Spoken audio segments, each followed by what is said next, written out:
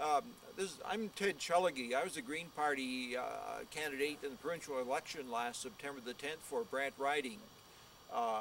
The Green Party has quite a bit of concern about what is happening in terms of the destruction of our natural landscape and the habitat upon which we are all dependent. This ecology supports us, along with the natural wildlife in the area and so forth. If you look behind me, you see a nice rolling forested area with the snow cover in the trees. Well, the trees slow down the rate of runoff in the springtime when the snow starts to melt, and therefore you don't get the sudden discharge of water. So it allows more time for the water to recharge the local water table. And in view of the dry summers that we've been having recently, I would think that our municipal politicians would be somewhat concerned about that when they seem to be gung-ho and having some of these major developments coming in from the GTA area when they're leapfrog.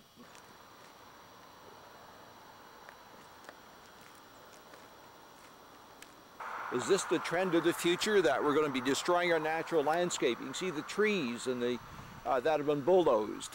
What's going to be left here is basically a barren landscape, and sure, they're going to go in and plant trees along boulevards and so on, but it'll take a generation or more before the trees are of any value. Is the pond down in the foreground here. These water catchment areas become very important. These ponds, like you see the water catchment area foreground, are important because they catch the runoff from the surrounding slopes, and then this water will gradually percolate to help maintain the water table. More water retention areas because groundwater is going to become increasingly scarce, especially if some of these proposed huge developments start taking place in the local area.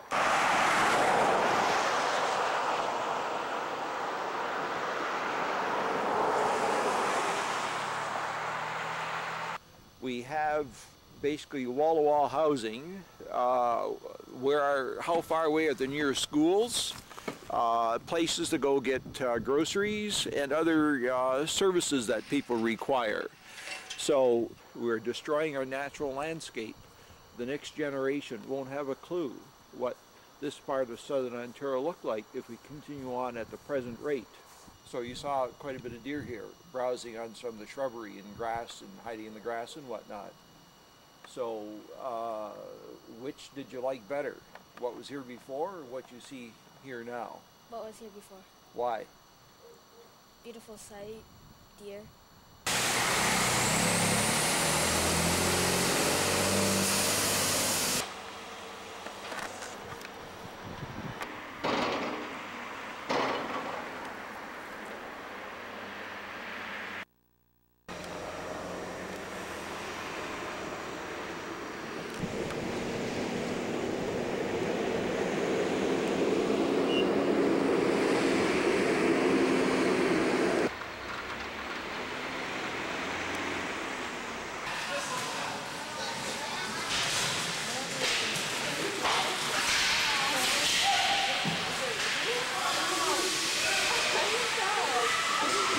Damien, do you play hockey?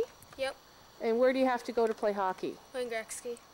And how long does it take you to get to Wayne Gretzky Center? 15 to 20 minutes. And how many times a week are you at Wayne Gretzky Center? 2 to 3 times. 2 to 3 times a week? So that's a lot of carbon miles in your car, isn't it? Yeah.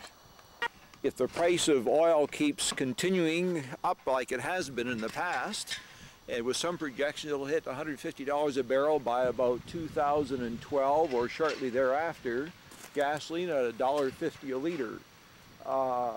Is this the type of development that will be sustainable into the future? Now, what we saw earlier, is that going to become an example of a walkable community? I hardly think so. But while it looks nice from an environmental point of view, that clump of trees is almost next to useless. Basically, what adds value to homes in this day and age? People want to live in a wooded area or in an area where there are some aesthetics, not wall-to-wall housing. It's a beautiful setting. And what's the attraction? You've got wide open spaces around you, and you've got a lot of nature in the area. So I asked the question, have we seen anything yet that is sustainable, that is walkable, and that in the long term will be livable? that one time. Well, he'll go by, because I have.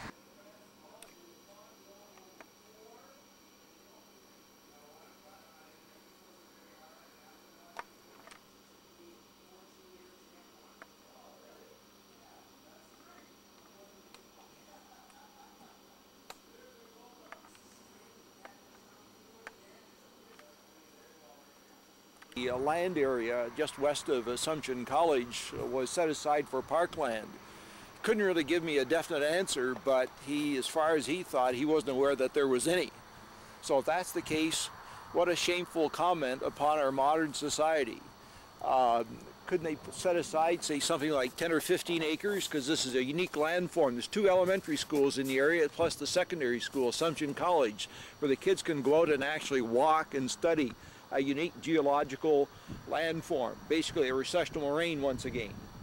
So, could be used for hiking trails, jogging trails. Kids could slide down the slopes in the wintertime in their magic carpets. Could be quite the thing. Is this sustainable? Hardly, when you have a lot of your natural landscape being destroyed.